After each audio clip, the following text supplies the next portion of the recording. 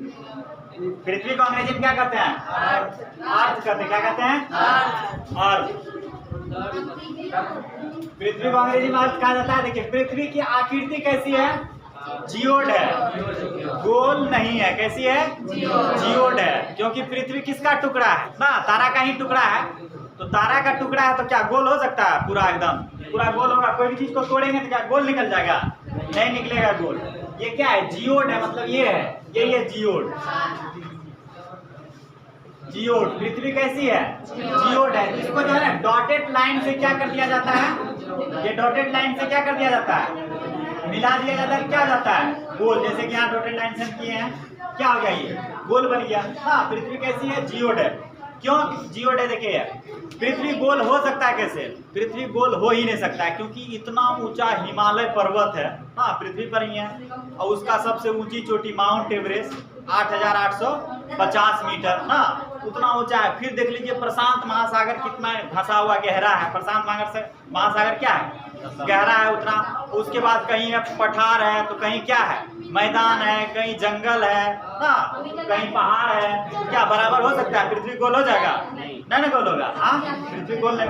लेकिन इसी को अगर दूर से देखेगा ना, अगर दूर से देखेगा कोई वस्तु जो होता है, देखो कोई भी वस्तु है अगर दूर से उसको देखिएगा टेढ़ा उड़ा भी है, लेकिन दूर से देखेगा तो छोटा दिखेगा और क्या दिखेगा?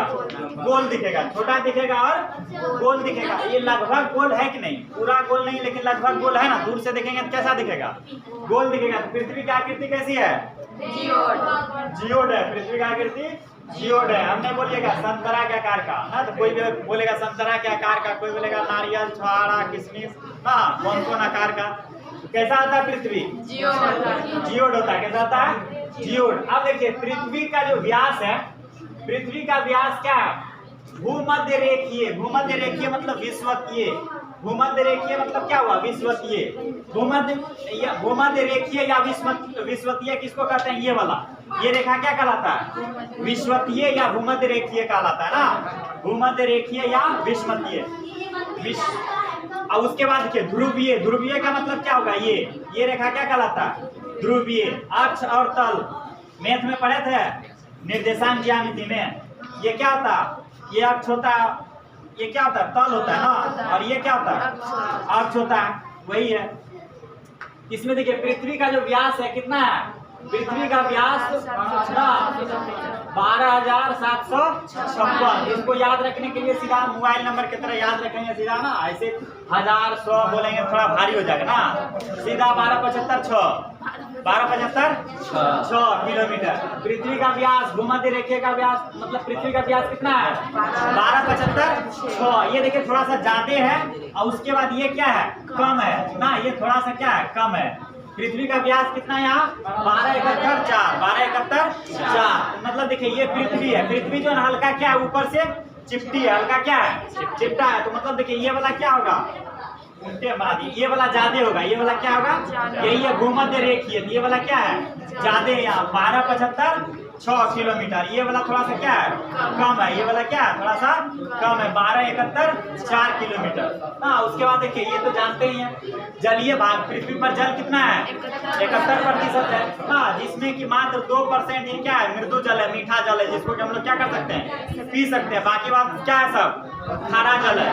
सब क्या है? खारा जल है, नमकीन है, उसको पी ही नहीं सकते हैं। और स्थलीय भाग कितना है? 29%। स्थलीय भाग 29%। ये तो बचपन में पढ़ते आए होंगे। उसके बाद देखिए चंद्रमा से दूरी। चांद को देखते हैं ना, पृथ्वी पर से चांद को देखते हैं ना रात में, तो यहाँ पृथ्वी पर से चंद्रमा की दूरी कितनी है? 3,84,000 किलोमीटर। 3,84,000 किलोमीटर। ये भी बढ़ते घटते रहता है। नेक्स्ट ये जो औसत दूरी है, क्या है? औसत दूरी है। मान लो ये पृथ्वी है, ये पृथ्वी है, तो चंद्रमा क्या करती है? इसकी चंद्रमा इसका चक्कर लगाता है। देखो ये तो चंद्रमा कभी क्या आ जाएगा? इससे दूर चल जाएगा, कभी क्या आ जाएगा? नजदीक आ जाएगा ना। कभी दूर चल जाएगा, कभी नजदीक आ जाएगा। दूरी क्या हो जाता है? हल्का थोड़ा सा क्या होता है? घट जाता है और बढ़ भी जाता है। तो ये क्या औसत दूरी है। पृथ्वी से चंद्रमा की दूरी कितनी है? 3,84,000 किलोमीटर। पृथ्वी से चंद्रमा की दूरी 3,84,000 किलोमीटर। उसके बाद सूर्य से औसत दूरी किसकी? पृथ्वी की। सूर्य से पृथ्वी की औसत दूरी कितनी? 15 करोड़ किलोमीटर। 15 करोड़ किलोमीटर ना औसत है। ये क्या है? औसत है। क्योंकि देखो ये हो गया आपका सूर्य, ये सूर्य है। ये पृथ्वी क्या करता है?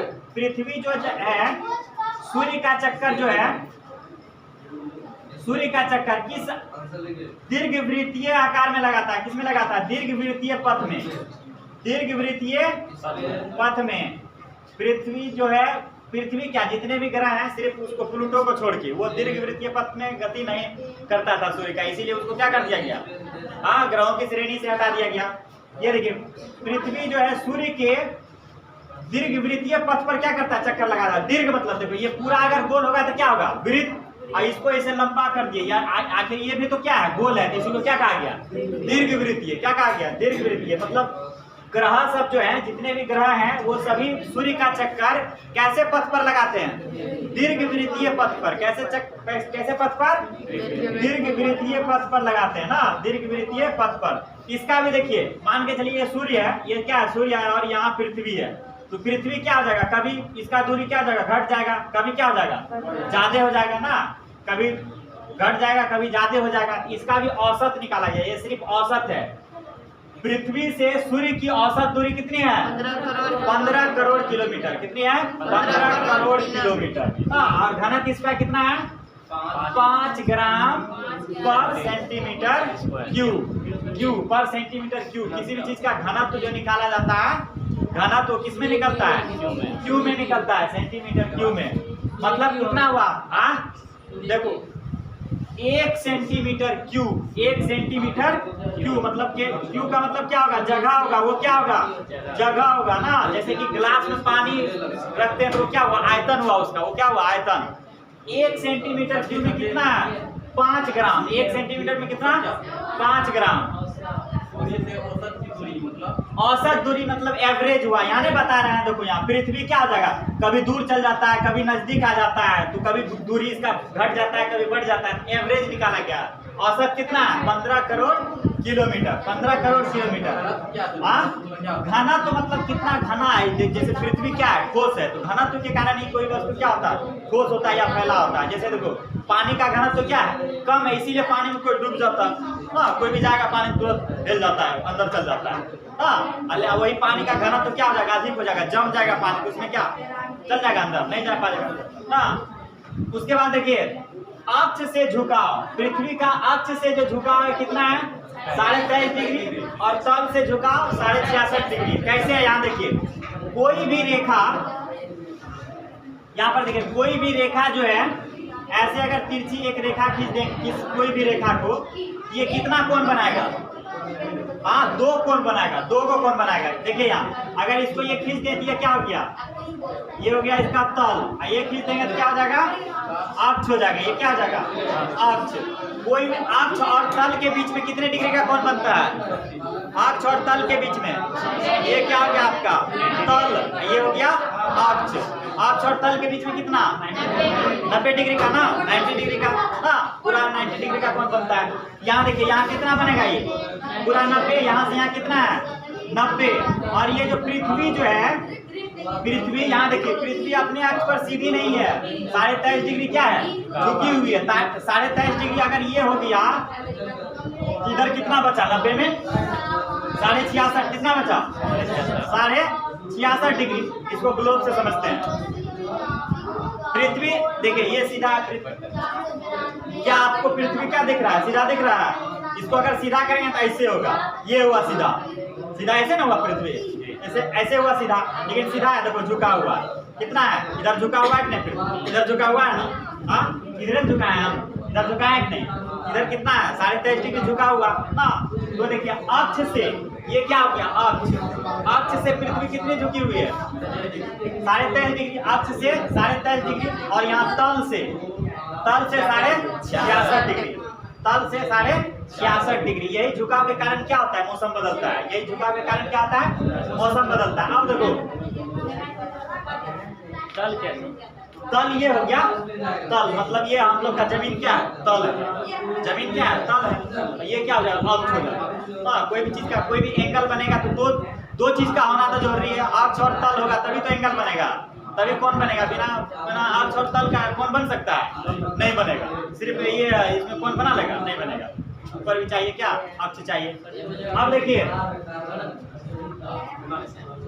घूर्णन, पृथ्वी अपने अक्ष पर क्या करती है, हमेशा घूर्णन, हमेशा घूमती रहती है, कभी रुकती नहीं है, हमेशा घूमते ही रहती है। इसीलिए कहता है गति ही क्या है, जीवन है। गति करते रहो जीवन। जैसे रुक गया तो क्या जाएगा, काम खत्म। मतलब ब्रह्मांड या सौरमंडल या पूरे ब्रह्मांड में कर लीजिए, जो भी जितना भी वस्तु है सब क्या कर रहा है, गति कर रहा है, सब गति कर रहा है। उसी के अनुसार क्या है, मनुष्य भी गति कर रहा है। जिस दिन मनुष्य स्थिर, उस दिन उसका काम खत्म, रसीद कट जाएगा ना।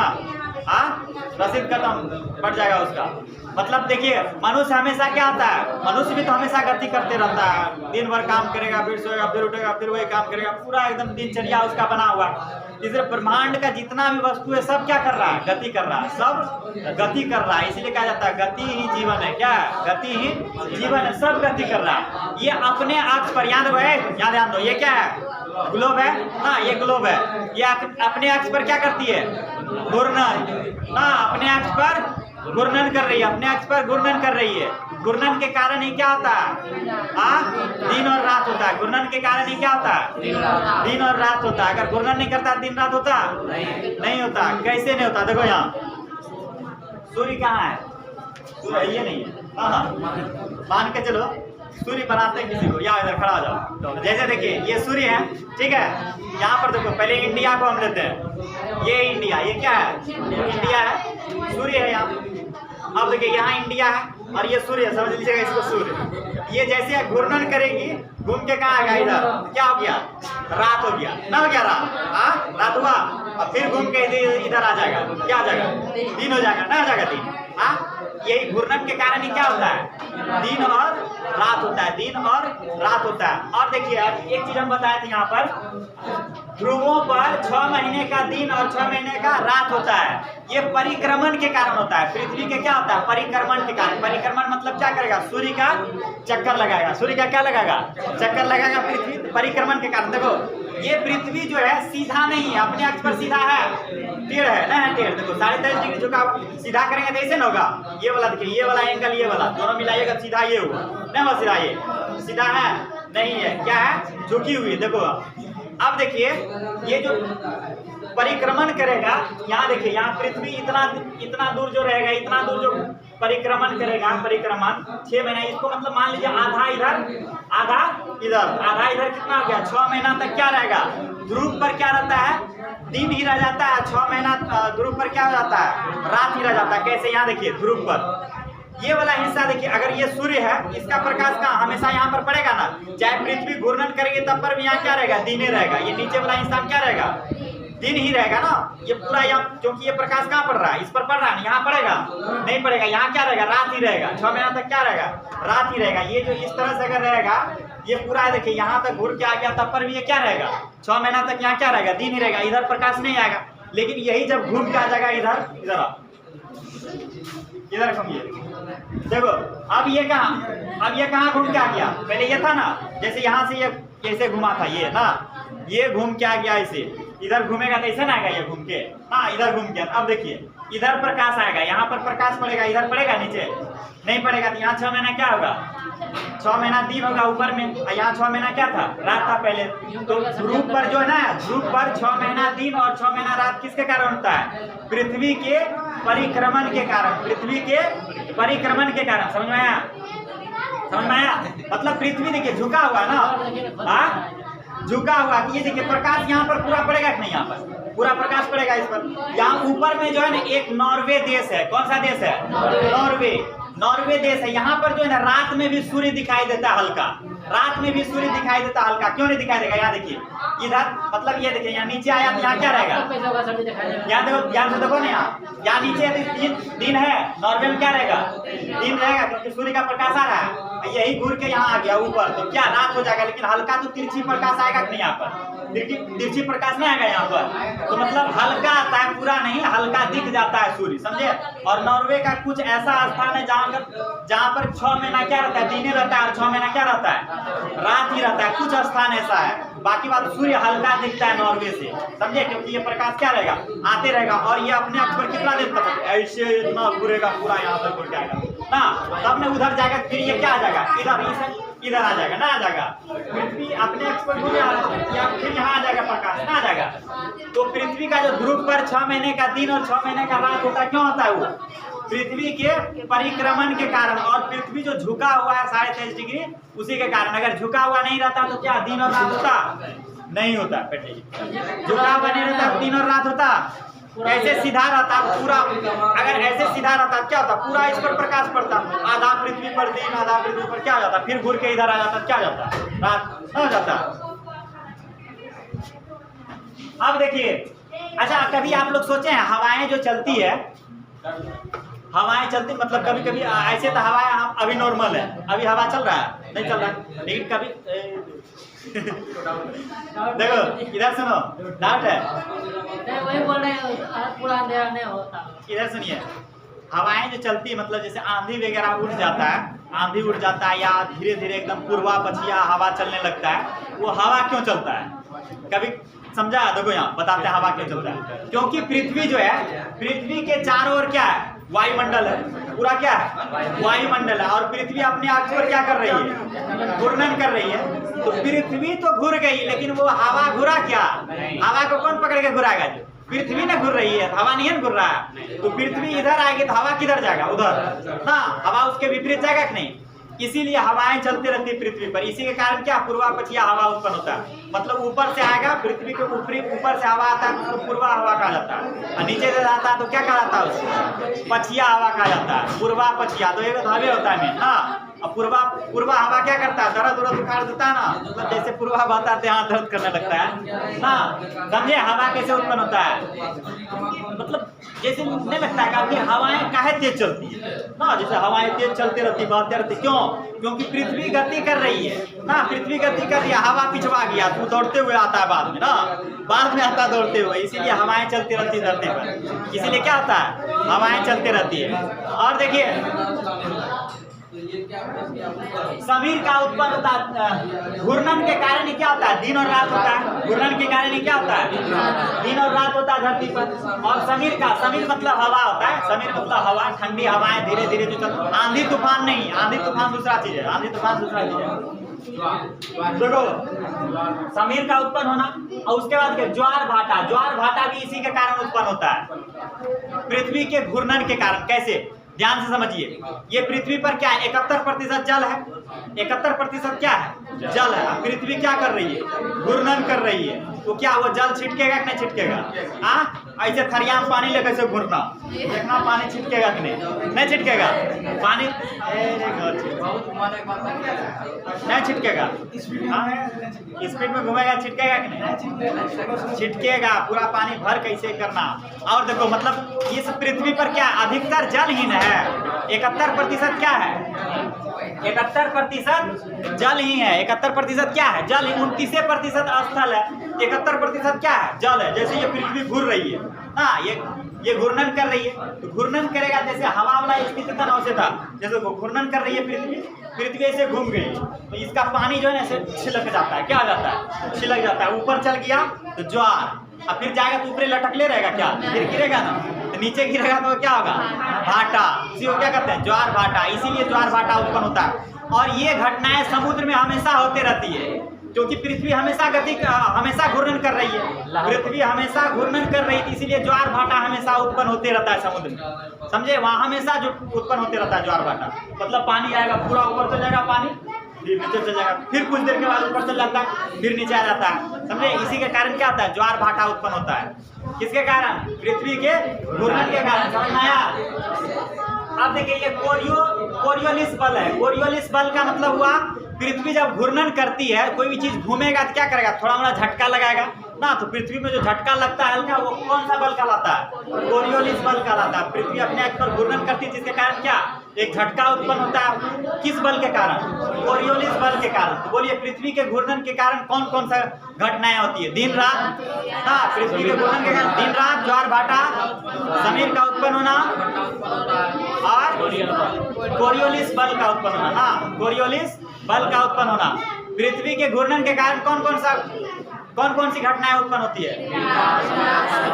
दिन रात, ज्वार भाटा और समीर का उत्पन्न होना और कोरियोलिस बल का उत्पन्न होना। अब देखिए पृथ्वी अपने अक्ष पर पश्चिम से पूरब 1610 किलोमीटर की चाल से क्या करती है? घूमती है। इसका स्पीड जो है घूमने का, हाँ, इसका स्पीड कितना है? 1610 किलोमीटर। इसका स्पीड कितना है? 1610 किलोमीटर की चाल से क्या करती है? पृथ्वी घूमती है अपने अक्ष पर अपने। उसके बाद देखो पश्चिम से पूरब, देखो यहाँ, जिसके कारण क्या होता है? सूर्योदय और सूर्यास्त होता है। पश्चिम से पूरब घूमता है पृथ्वी, इसीलिए तो सूर्य का उदय कहाँ से होता है? पूरब में होता है। पश्चिम से पूरब, जैसे मान के चलिए किधर है सूर्य? ये नहीं है, सूर्य भाग गया रे। हाँ, सूर्य भाग गया, बिना सूर्य का कैसे होगा? सूर्य उदय होवे नहीं करेगा। देखो आगे सुनो, एक घूर्णन कहाँ गया? यहाँ है घूर्णन। एक घूर्णन 24 घंटे का होता है। इसको लगभग में माना जाता है। कितना माना जाता है? लगभग में। हालांकि ये 24 घंटा फिक्स है क्या? नहीं है। 23 घंटा, एच से आवर होता है घंटा, 23 घंटा 56 मिनट 43 सेकेंड। पृथ्वी को एक घूर्णन पूरा करने में कितना लगता है? 23 घंटा 56 मिनट 43। इसको याद रखो, 23 56 43। हाँ, 23 56 43 पृथ्वी का घूर्णन 23 56 43। अपने अनुसार नहीं कर लेगा, पहले वाला घंटा होगा, उसके बाद मिनट, उसके बाद क्या हो जाएगा? सेकेंड हो जाएगा। 23 56 43, 23 56 43 पृथ्वी का घूर्णन 23 56 43 है, एक घूर्णन। उसके बाद देखिए परिक्रमण को परिभ्रमण भी कहा जाता है। परिक्रमण को क्या कहा जाता है? परिभ्रमण। इसका मतलब क्या हुआ? पृथ्वी जो है सूर्य के चारों ओर चक्कर लगाता है, तो उसको क्या कहते हैं? परिभ्रमण या परिक्रमण। पृथ्वी का सूर्य के चारों ओर चक्कर लगाना क्या कहलाता है? परिक्रमण या परिभ्रमण। देखिए यहाँ पृथ्वी सूर्य का परिक्रमण 365 दिन 6 घंटा में लगाता है। 365 दिन 6 घंटा में लगाता है, जो कि क्या है? मैक्सिमम इसको लगभग माना गया है। हालांकि है कितना नहीं गया? 365 दिन 5 घंटा 48 मिनट 46 सेकेंड। 365 तो हम लोग जानवे करते हैं 365 होता है। इसको अलग से याद रख सकते हैं। 5 48 46, 5 48 46, आगे खाली 365 लगा देंगे। तो ये क्या हो गया? पृथ्वी का मतलब एक्यूरेट वैल्यू हो गया क्या? परिक्रमण का। पृथ्वी का जो है सूर्य का जो परिक्रमण करता है उसका एक्यूरेट वैल्यू क्या हो गया आपका? 365 तो जानवे करते हैं ना, 5 और 48 46, 5 48 46 ना। अब देखिए लीप ईयर में जो 4 वर्ष के बाद जो कितना होता है? एक दिन बढ़ जाता है। क्यों बढ़ जाता है? यहाँ देखिए कितना? 365 दिन 6 घंटा 6 चौके 24। तो चौथे साल क्या हो जाएगा? एक दिन का टाइम निकल गया, एक दिन ऐसे बढ़ गया। चौथे साल क्या हो जाता है? फरवरी में 29 दिन हो जाता है। इसी कारण ना, यही कारण है कि फरवरी का चौथा साल, प्रत्येक चौथा साल कितने दिन का हो जाता है? 29 दिन का, बाकी बाद 28 दिन का होता है ना। बाकी बाद क्योंकि यही 6 घंटा क्या होता है? ऐड होते जाता है प्रत्येक साल ना।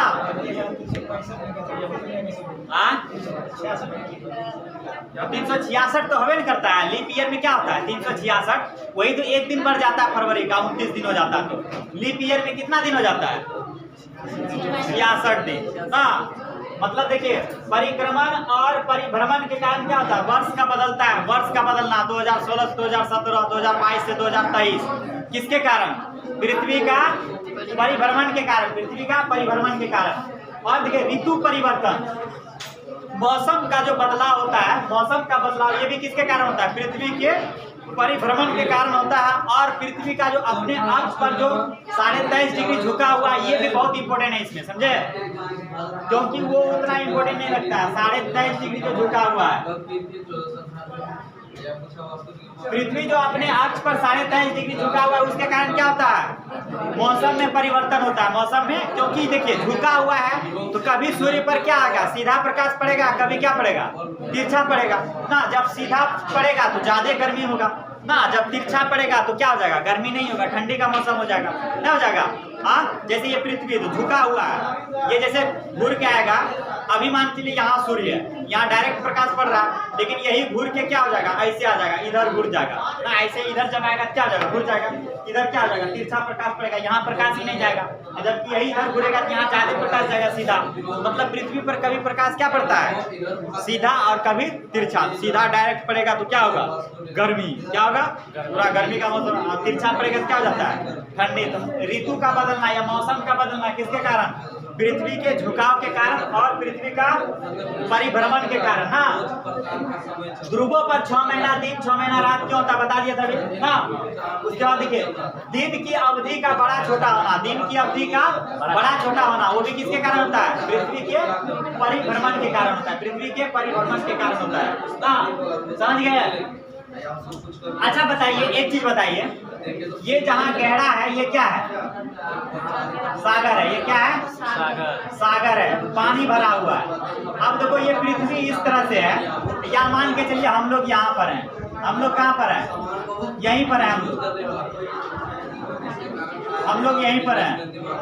हाँ, देखो पृथ्वी के नीचे हैं क्या, पानी जो इतना है, पानी तो एकदम पानी थाली भर कैसे करेंगे, क्या नहीं गिरेगा, पानी गिर जाएगा कि नहीं। यहाँ वाला ये समुद्र वाला पानी नीचे कहाँ गिर जाता है, हाँ, ये नीचे कहाँ गिर जाता है, हम लोग जो यहाँ पर है नीचे कहाँ गिर जाते हैं, पृथ्वी में लटके हुए कहाँ है, चिपके हुए हैं कि नहीं, क्यों पानी नहीं गिर जाएगा नीचे, बोलो तो ये सागर है, क्योंकि पृथ्वी का क्या है ना, गुरुत्वाकर्षण, और गुरुत्वाकर्षण के कारण ये इसको क्या किया है, चिपका के रखा है, सब चीज को क्या करा है, चिपका के रखा है, चाहे उस पर जितना भी व्यक्ति है या पानी है, सागर पर्वत पहाड़ सबको क्या किया है, चिपका के रखा है। नहीं तो पानी क्या हो जाता, नीचे गिर जाता ना।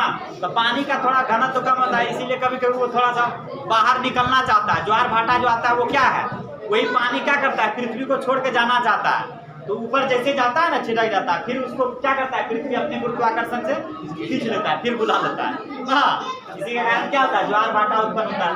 समझ गए।